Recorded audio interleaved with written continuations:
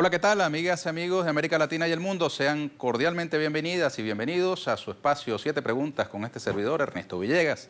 Hoy tenemos como invitado al alcalde de la ciudad de Caracas, Jorge Rodríguez, dirigente nacional del Partido Socialista Unido de Venezuela. Bienvenido, Jorge. Gracias por invitarme. Gracias a ti por venir. Bueno, Jorge Rodríguez, este programa tiene una dinámica muy sencilla. Aquí en el escritorio hay 10 preguntas previamente redactadas por este servidor. Usted debe escoger 6 y la séptima pregunta la escoge nuestra audiencia a través de la página web telesurtv.net y a través de nuestras cuentas en Twitter y Facebook. Así que de una vez, Jorge, del 1 al 10. Vamos con las fechas de cumpleaños de mis hijos. El 2, el 4, 4, el 7, 7, el 8, porque Lucas nació en 28, el 9 y el 5. Y el 5, perfecto. Entonces, entre la 1, la 3, la 6 y la 10, que enseguida serán colocadas en pantalla, usted, amiga, amigo, escogerá la séptima pregunta. Nosotros vamos a una breve pausa y venimos con Jorge Rodríguez.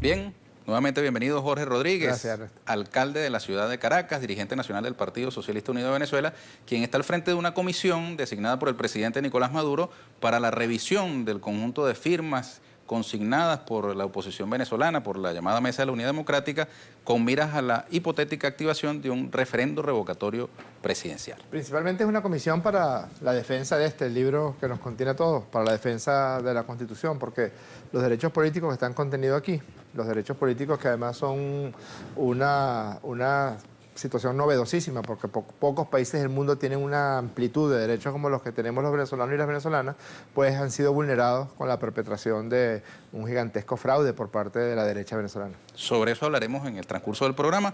Vamos a iniciar de una vez la dinámica propia de dependiendo de la longitud de sus respuestas, daremos o no cabida a más de 7, pero mínimamente serán 7 preguntas. La séptima pregunta la escoge usted, amiga, amigo, a través de la página web de Telesur y las cuentas Twitter y Facebook de esta televisora. De entrada, Jorge Rodríguez, la primera pregunta escogida por usted mismo. ¿Cómo se entiende que la oposición haya cometido fraude con las firmas entregadas al CNE, si posteriormente todas las firmas tendrían que ser revalidadas como en efecto están siendo revalidadas a partir de estos días? Porque yo afirmo que, y también lo ha dicho en varias oportunidades el presidente y varios dirigentes de la revolución venezolana, que no hay una verdadera intención por parte de la oposición y la derecha de activar un referendo revocatorio. La intención verdadera la manifestó el presidente de la Asamblea Nacional en el mes de enero, que debía derrocarse el gobierno constitucional de Nicolás Maduro antes de que transcurrieran 6 meses. Ese lapso vence este próximo 5 de julio, que había que buscar cualquier mecanismo que les pusiera un barniz democrático al golpe de Estado en evolución que de forma permanente ellos han estado tratando de implantar en Venezuela, que la violencia se impusiera, y por eso montaron esta patraña. Hay un número que es muy importante que la comunidad internacional grave y que la comunidad venezolana también se grave, es 3 millones. Ellos, este proceso, esta etapa, que es una etapa muy primera, muy primaria de la activación probable del artículo 72, es la etapa donde el 1% del registro electoral pues autoriza a una organización política para que recoja las firmas para una eventual activación del referendo revocatorio. Algo tan sencillo como eso, Ernesto, donde la cantidad de firmas a recoger era de 195.000 personas, un poquito más, 195.000 firmas, pues estuvo plagado por toda esta patraña, todo este montaje que los llevó a decir que habían recogido 3 millones de firmas. Realmente lo que entregaron al CNE fue 1.950.000 firmas. Y ellos dicen que mantienen un colchón, que guardaron un colchón de firmas. No, ellos dicen que 800.000 firmas para poder tapar la mentira que dijo Capriles y que dijo Ramos Alup, el presidente de la Asamblea, y Capriles Radón, que el gobernador de Miranda, dijeron que 800.000 firmas. Imagínate esta barbaridad, que 800.000 venezolanos firmaron y ellos desecharon esa firma porque no la habían podido auditar.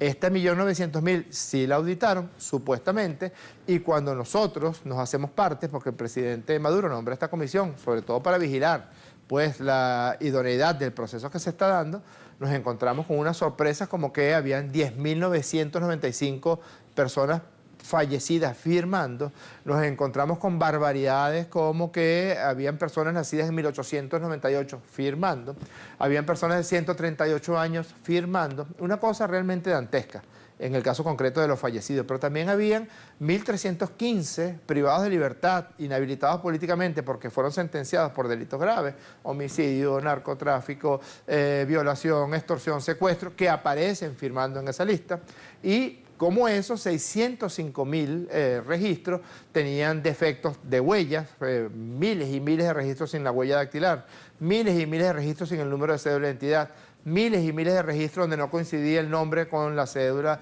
de identidad. Tanto es así que el 31%, imagínate tú, en cualquier país del mundo, el solo hecho de que el 1% de un documento X tuviera algún tipo de evento fraudulento, pues sería razón suficiente para desecharlo. Ahora, ¿qué sentido tendría contaminar la muestra si igual al final del día se iba a saber? El sentido era montar la patraña comunicacional de que habían recogido 3 millones de firmas, se enredaron mucho diciendo que habían recogido 3 millones de firmas en 2 días, y Capriles es muy gracioso porque Capriles llega y dice, recogimos 3 millones de firmas en 2 días, los días miércoles, jueves, viernes, sábado y domingo, o sea, en 5. Pero realmente no recogieron ningunos 3 millones de firmas. Después lo que se encontró es que hay miles de fallecidos que ellos colocaron allí. Es una costumbre, es típico de la oposición venezolana. En el año 2004 también vulneraron de tal manera el artículo 72 que desde un punto de vista legal, legítimo, era casi imposible convocar un referendo revocatorio. Se convocó porque el presidente Chávez los llamó a que se incorporaran a algún cauce legal, democrático. Y ese cauce legal democrático pasó porque el presidente aceptara ir al referendo. ¿Qué pasó? Que al día siguiente, después de ese referendo, donde Chávez los aplastó con una diferencia de 19 puntos, dijeron que se había cometido un fraude. Aquí hay un verdadero fraude, un fraude brutal a la ley venezolana, y por eso te digo que es importante que se grabe 3 millones, porque muy pronto se va a saber la verdad.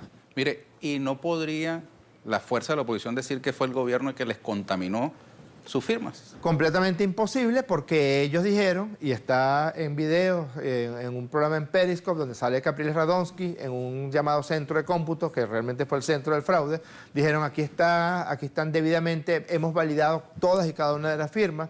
El señor Torrealba, que es el secretario de la MUD, dijo que las firmas que habían entregado eran impecables, que nos habían madrugado, no sé si recuerdas que se fueron con las firmas, que ellos siempre estuvieron cuidando esas firmas.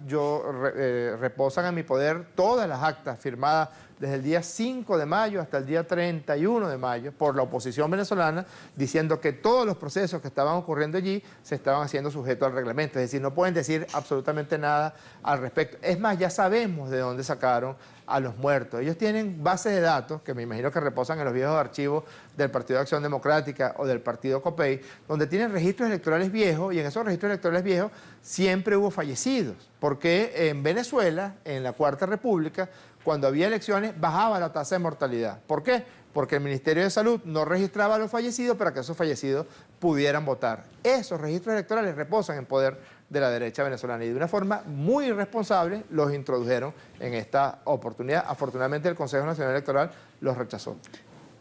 Dirigentes de la oposición han mostrado planillas donde ellos aparecen firmando y argumentan que fueron invalidadas por detalles, por asuntos menores, como algún error ortográfico en el cargo del presidente. Hay un ejemplo muy concreto que no se ha querido ventilar, lo voy a ventilar en tu programa. Enrique Capriles Radonsky se le olvidó poner la huella en la planilla con su firma.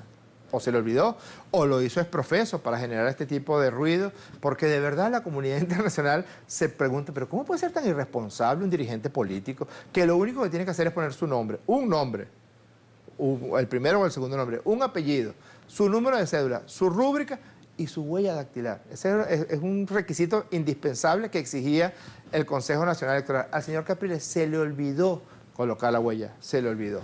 Otro tanto ocurrió con firmas como la del señor Ocariz, como la del señor Richard Blanco, como la de la señora María Machado, la señora Lilian Tintori. No aparecen firmando, no presentaron la planilla con la firma de estos señores. O porque no firmaron o porque Capriles las votó. No nos olvidemos de las preguntas. ¿Cómo no? De la dinámica propia del programa. Adelante. La siguiente, esta. ¿Qué busca la demanda que usted introdujo ante el Tribunal Supremo de Justicia por un supuesto fraude con las firmas para el revocatorio? ¿Acaso paralizar la activación del referendo. Nosotros lo que buscamos es que este libro sea cuidado y defendido, que los derechos políticos de los venezolanos son muy importantes, porque además pocos países del mundo cuentan con esos derechos, con un capítulo completo que ampara nuestros derechos políticos, uno de ellos el artículo 72. Si, como ocurre, este proceso lo único que tenían que hacer era autorizar a una organización política, nosotros hemos afirmado que esa organización política, por fraudulenta, por mentirosa, por estafadora, no merece la confianza de un grupo de personas, porque nosotros no decimos que ellos no tengan 195.000 firmas, ni decimos que no haya militantes de la oposición en Venezuela, no decimos eso. Por el contrario, también es defender los derechos de esas personas, que no merece esta organización la confianza, porque hubiera bastado 195.000 firmas, Ernesto, se recogen en 2 días. Y ellos tuvieron 30 días para recoger 195.000 firmas, pero otra vez como la derecha borbónica, ¿no?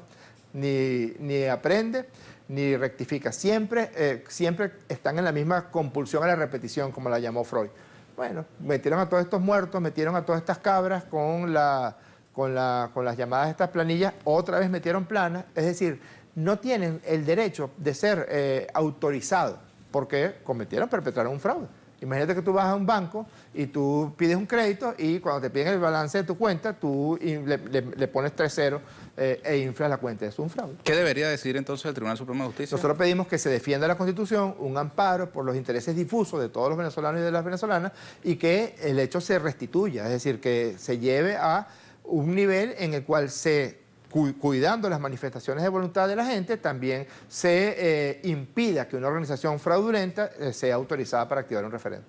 ¿Eso demoraría la convocatoria? Vamos a esperar a ver cuál es el planteamiento que hace el Consejo Nacional Electoral. Hasta ahora, todos los derechos políticos han sido absolutamente respetados. Ahorita están en un proceso que la oposición venezolana está haciendo en todo el país, que es la convocatoria que hizo el Consejo Nacional Electoral. Es decir, hay un respeto a las instituciones, por parte de los poderes públicos en Venezuela, por parte del presidente de la República, quienes no respetan a ninguno de los poderes públicos que no sea la directiva de la Asamblea Nacional, es precisamente la derecha venezolana. Siguiente pregunta para Jorge Rodríguez. ¿Se puede tomar agua, con el número 5. Pregunta y pregunta. Claro que sí. Gracias. Hasta 2 veces. Del 1 al 100, ¿cuánta probabilidad atribuye usted a la realización del referendo revocatorio en el año 2016 como 0%, pide la oposición? 0%. 0%. Es completamente imposible y eso lo sabe la derecha venezolana.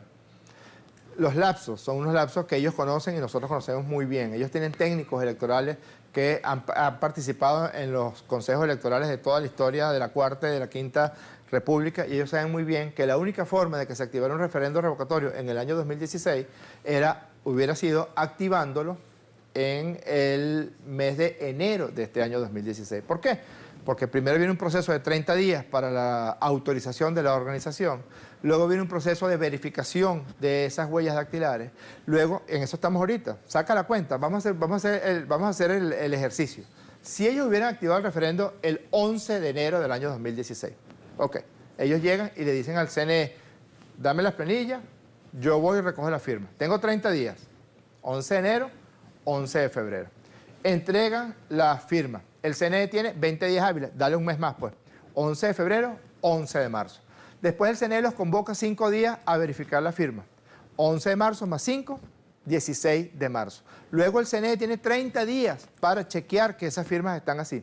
Marzo, ya estamos en abril. Si se hubiera convocado, si se hubiera activado en el mes de enero.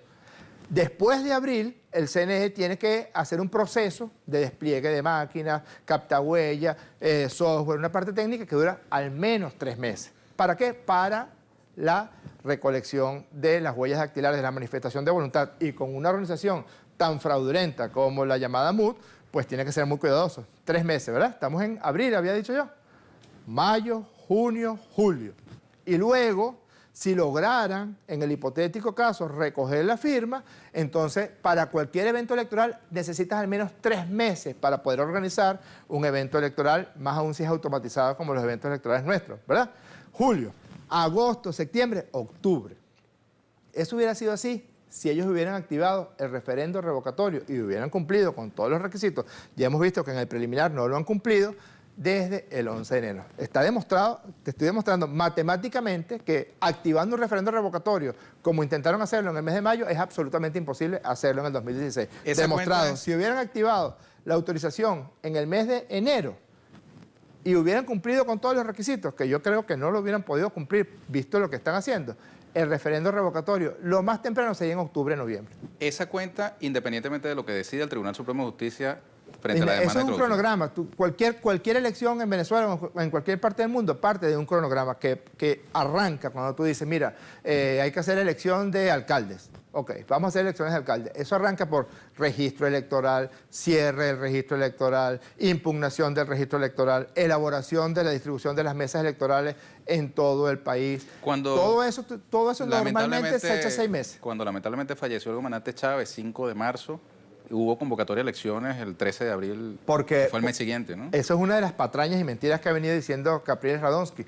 Lo que ocurrió es que cuando se dio la elección de octubre del presidente Chávez, el Consejo Nacional Electoral mantuvo la estructura electoral completa porque eso generalmente se recoge, digamos, se repliega el material electoral 6 meses después. Es decir, que estaban todavía en las regiones, todas las máquinas de votación estaban en las regiones. De las elecciones del 2012. De las elecciones de octubre del 2012. Ocurre la enfermedad y el terrible fallecimiento de nuestro comandante eterno Hugo Chávez, y entonces, ¿qué hace el Consejo Nacional Electoral? Con la misma estructura, lo único que hizo fue imprimir una distinta boleta electoral y además utilizó el mismo registro electoral que se utilizó para las elecciones del comandante Chávez. Si se hubiera tenido que hacer otro registro electoral, si se hubiera hecho otro cierre del registro electoral, hubiera sido completamente imposible. Así que para cualquier elección normal necesitas al menos 6 meses. Yo te recuerdo que la campaña de Chávez, la campaña donde Chávez fue electo y le propinó, creo que la segunda derrota al señor Capriles Radonsky, arrancó el 1 de julio del 2012 y las elecciones fueron en octubre del 2012 y fueron convocadas por el Consejo Nacional Electoral en febrero del 2012. No hay una elección que se convoque, igual pasó con la elección parlamentaria. Se convocó en el mes de febrero-marzo para diciembre del año 2015. Esa es la verdad. Y fíjate cómo te acabo de mostrar, partiendo del 11 de enero, referendo en noviembre. Si partes en el mes de mayo y cumples con los requisitos, te vas para 2017 a juro, obligatoriamente. Y a juro, la siguiente pregunta. Adelante. ¿Cuál es el propósito concreto del diálogo que el gobierno viene planteándole a la oposición? ¿Hay medidas o acciones específicas frente a la situación nacional que requieran del concurso de la parte opositora? Fíjate, yo creo que si algo hay que reconocerle al presidente Nicolás Maduro, uno es cómo se ha echado al país en sus problemas, en sus espaldas, y ha emprendido en paz, respetando las reglas de la democracia, las reglas de la Constitución, las reglas del disenso, tratar de resolver problemas graves, como hemos tenido problemas del fenómeno del Niño, la sequía, el problema eléctrico, las dificultades económicas, la guerra económica. Todo eso ha ocurrido en el gobierno del presidente Nicolás Maduro. Agréguesele la violencia brutal que desataron el mismo día de su elección, el mismo 14 de abril del año 2013. Agrégale la violencia brutal que desataron en febrero hasta julio del año 2014. Y en todas esas oportunidades, Maduro ha convocado a un diálogo sin ningún tipo de condicionamiento, un diálogo donde podamos discutir. Incluso el presidente Maduro estableció 3 puntos para la discusión, que incluía, bueno, vamos a discutir lo que tiene que ver entre la relación entre los poderes públicos en Venezuela, vamos a tener una agenda económica y social a ver si nos ponemos de acuerdo en los temas que realmente le importan a los venezolanos, vamos a incorporar la Comisión por la Verdad y la Reparación, la Justicia y la Reparación de las Víctimas en esa discusión. Y había, y yo quisiera decir que hay en algunos sectores de la oposición la intención de que ese diálogo se pueda dar. No puede ser sino positivo, Ernesto, no puede ser sino beneficioso para todos los venezolanos y para todos los venezolanos que nos sentemos y nos digamos las cosas sin ningún tipo de cortapisas. Pero hoy, lunes, yo escuché al presidente de la Asamblea Nacional decir 2 barbaridades tales que yo casi me desencajo cuando escuché lo que dijo el señor presidente de la Asamblea Nacional Venezolana, Ramos Alú. Lo primero que dijo es que en la oposición no hay líderes. Lo dijo, aquí no hay líderes. Él no dijo que había una dirección colectiva o que las cosas se discutían. Dijo, no, aquí no hay líderes, como queriendo decir que Capriles no es líder, que si él no es líder, Capriles tampoco, que si Leopoldo López no es líder, él tampoco. Un desastre. Es decir, la pelea de perros que que los centros imperiales han implantado en países como Libia, como Siria, en Afganistán. Curiosamente, tiene un experimento muy local en Venezuela porque esa pelea de perros está ocurriendo en el seno de la derecha venezolana. No se pueden poner de acuerdo. Lo más difícil de que se sienten en la mesa de diálogo es que uno no puede hablar con un interlocutor. Dice Ramos Ayub que ni siquiera la MUD es toda la oposición, que hay sectores de la sociedad civil que tienen su propia representación. Lo cierto es que están pegados con saliva del oro, como decimos en Venezuela, porque no pueden ponerse de acuerdo. Una pregunta hipotética. ¿A quién quieren poner ellos de presidente en caso, porque ellos quieren tumbar a Maduro antes del mes de julio y faltan pocos días para que lleguemos al 5 de julio? ¿Quién sería el presidente? Aquí, o sea, ¿cuál sería el candidato que ellos apoyarían si Ramos Ayub dijo hoy, aquí no hay líderes, nosotros no tenemos líderes, nosotros vemos cómo nos ponemos de acuerdo y hay que discutir con otros sectores, etcétera? Es decir, lo que dijo fue lo que llamamos en psiquiatría un acto fallido. O sea, quería ocultar algo y se le salió en esa rueda de prensa. La otra barbaridad que dijo es que él no va a dialogar en su condición de presidente de la Asamblea Nacional con el presidente de la República. La Constitución lo obliga. Colaboración entre los poderes, es obligatorio. El tiro saltó la Constitución. Claro, el señor está violando la Constitución de la República Bolivariana de Venezuela al negarse un diálogo con el presidente de la República. Le dice el presidente, deje de invitarme, porque yo no soy el jefe de la MUD. Dice que... Sí, que Maduro estaba intrigando. Ese es otro acto fallido. ¿Cuál intriga? Él es el presidente de la Asamblea Nacional. Él ha expresado en varias oportunidades su deseo de ser presidente de la República. Yo creo, perdóname la deformación profesional con lo que te voy a decir, que hay una sensación de desesperación en el caso de Ramos Ayub porque se le está acabando su tiempo. Él aspiraba que lograra derrocarnos por la vía violenta, es la única forma en que lo hubieran podido lograr antes del mes de julio para él poder entronizarse como presidente de la República. Otro tanto está ocurriendo con Capriles. Capriles se agarró de la brocha del referendo revocatorio porque lo habían dejado afuera. El liderazgo de la oposición, el foco del liderazgo de la oposición, aunque Ramos diga que no existe, pero supongamos que la gente de oposición se le había apartado a Capriles Radonsky y por eso inventó en mayo esta patraña del referendo revocatorio.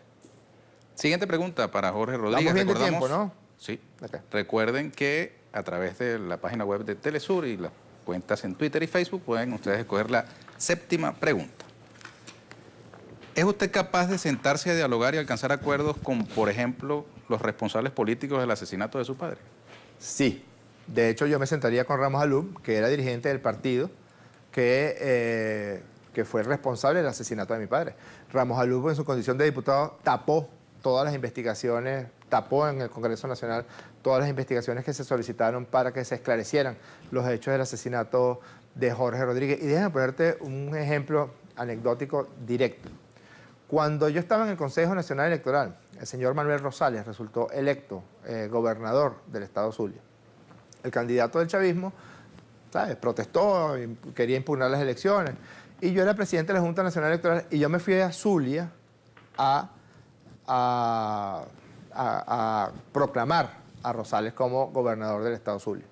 Al lado de Rosales estaba su jefe de seguridad en ese momento, que era Henry López Cisco, que es directamente responsable de las torturas y el asesinato de mi padre. Y yo fui allí, estaba López Cisco ahí y proclamé a Manuel Rosales como gobernador. Yo creo que tenemos que sentarnos hasta con Ramos Ayub, hasta con aquellos que cometieron terribles crímenes en la Cuarta República y con los que fuimos muy blandos, porque si algo caracterizó a la Revolución Bolivariana desde sus inicios es en haber sido bastante comprensiva con crímenes terribles que se cometieron contra personas en la Cuarta República. Siguiente pregunta, y prevenida la séptima, que ya debe estar escrutada. ¿Quién ha influido más en el otro? ¿El alcalde en la canciller Delcy o la canciller Delcy en el alcalde Jorge? Esa pregunta es muy interesante. Mi padre falleció cuando Delcy tenía 4 años de edad.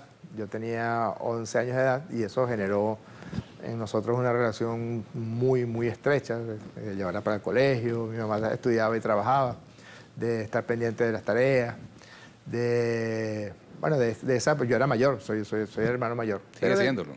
Sigo siéndolo, exacto. Bueno, últimamente no mucho. Pero Delcy es asmática desde muy niña, desde los 2 años de edad. Por cierto, esa crisis de asma que se le desencadenó del Cielo fue porque mi padre fue detenido, fue secuestrado por la inteligencia militar de la época en el año 72 y nosotros lo íbamos a visitar después que lo torturaron durante 2 semanas, lo torturaron de una forma tan salvaje que no se podía sentar, estaba tan lleno de hematomas, estaba tan golpeado que no podía sentarse porque los dolores eran muy fuertes. Iba mi madre, que estaba embarazada en ese momento, del que hubiera sido mi tercer hermano, Delcy, que tenía 2 años de edad, 3 años de edad en ese momento, y yo a visitar a mi padre y nos colocan en una oficina mucho más pequeña que esta, y ahí estamos con mi padre, y un agente de la inteligencia militar tomó una bomba lacrimógena, la lanzó en la oficina y la cerró. Y se reían, estaban allá afuera riéndose a carcajadas mientras nosotros nos asfixiábamos. Eso generó una pérdida, o sea, mi madre tuvo un aborto en esa oportunidad, y esa fue la primera crisis de asma que le dio a Del Cielo. Y yo creo que el asma genera resiedumbre de carácter, porque esa sensación de asfixia, de que tener que luchar con los pulmones para lograr la respiración, genera lo que yo creo que es el rasgo más importante en el caso del Cielo, y es que es incólume, pues, y tiene una resiedumbre de carácter que, bueno, que ha demostrado, por lo menos tiene algo que decir acerca de eso. Así es. ¿Y la influencia, por fin? Yo creo que es mutua. Yo tengo la tendencia siempre a conversar mucho con el Cielo y creo que tiene que ver más con una complementariedad en cuanto a la forma de hablar y de pensar. Ya vamos con la 7ª pregunta, pero usted habla de secuestro y es lo mismo que están diciendo del señor Coromoto Rodríguez, jefe de seguridad del señor Ramos Ayub, a quien denuncian como secuestrado, desaparecido forzosamente. Por cierto, es corresponsable Coromoto de las torturas que recibió mi padre en el año 76, de las torturas a David Nieves, de las torturas a muchos revolucionarios que fueron detenidos en esos días de junio y julio de 1976. ¿Por qué te digo? Sus defensores dicen que él apenas era un soldado en aquella época, sí, cómo que era no, muy joven. Sí, cómo no. O sea, hay testimonio. El testimonio de David Nieves es muy elocuente en cuanto a la participación que él tuvo en esas torturas. No era tan joven porque ya tenía una responsabilidad importante en la antigua DICIP. ¿Por qué digo secuestro? ¿Cuál es su situación actual? A mi padre lo agarraron esa vez en el año 72. Por cierto, yo tenía en ese 6 años de edad,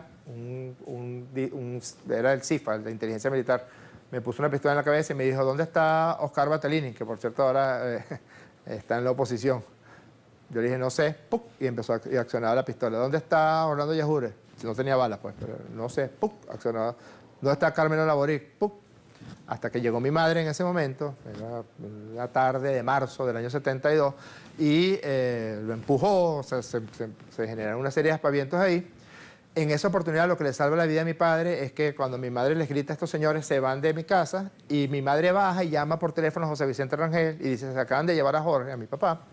Y nosotros íbamos a la DICIP, al CIFA, a la cárcel modelo, a preguntar, y nos decían, no, aquí no está Jorge Rodríguez.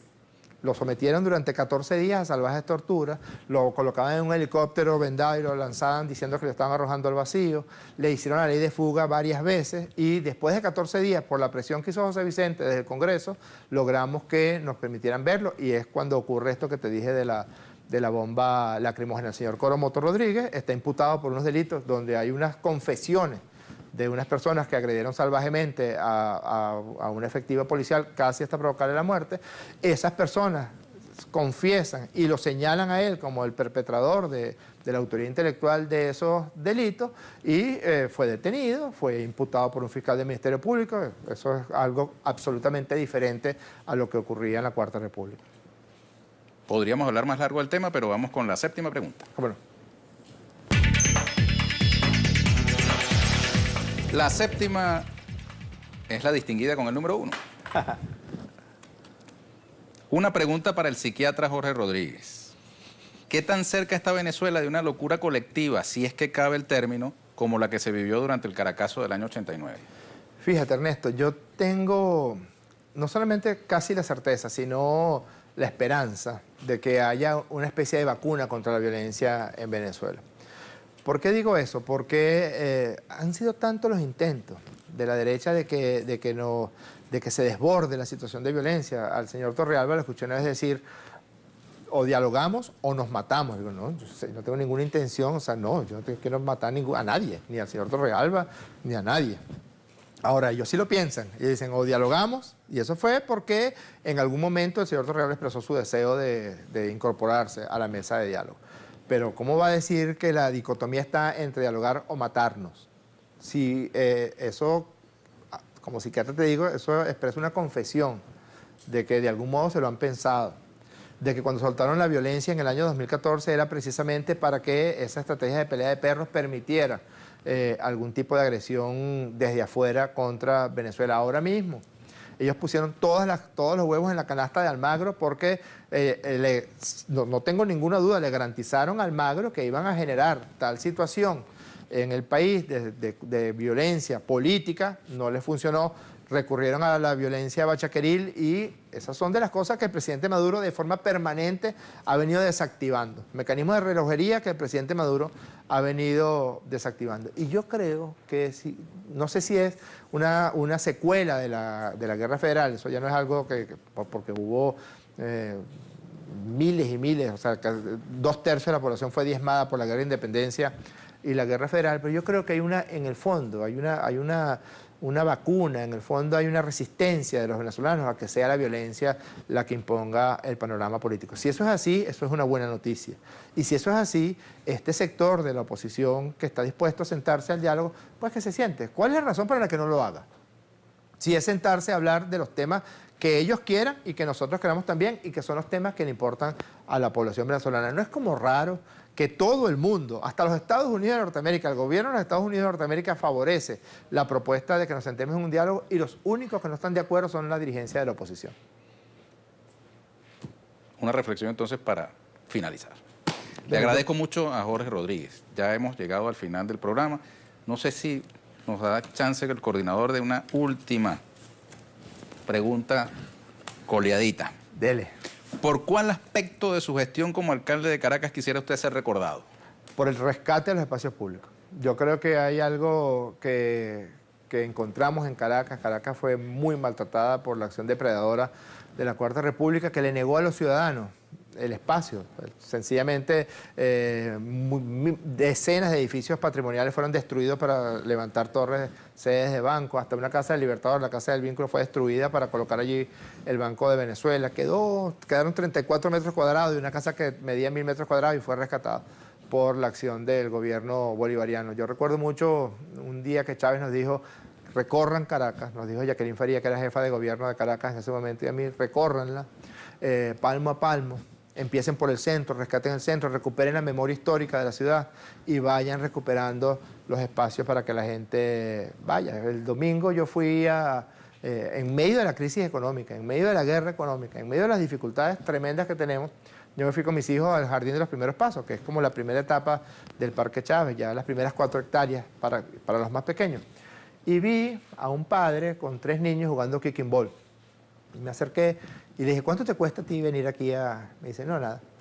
Bueno, el pasaje, pues. Pero no, ni siquiera, porque vivía ahí en coche. Nada. Es decir, el espacio que les pertenece a todos y que además es gratuito. Es el espacio socialista por excelencia.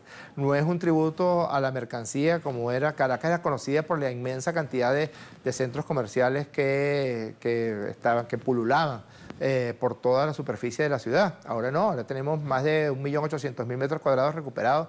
El Parque Ezequiel Zamora, el Parque Los Caobos, los bulevares que se han construido, los 8 kilómetros de ciclovía. Nos han dicho: mira, que Caracas no es una ciudad para recorrer en bicicleta. Pues ya, pues Caracas ya está en el panorama de las ciudades que ahorita tienen ciclovía permanente. Gracias, Jorge Rodríguez. Gracias, Ernesto. Gracias por invitarnos. Éxito. Amigas, amigos, con esto terminamos por el día de hoy. Los invitamos a una nueva oportunidad en 7 preguntas con este servidor Ernesto Villegas, siempre con muchísimo respeto por ustedes. Hasta la próxima.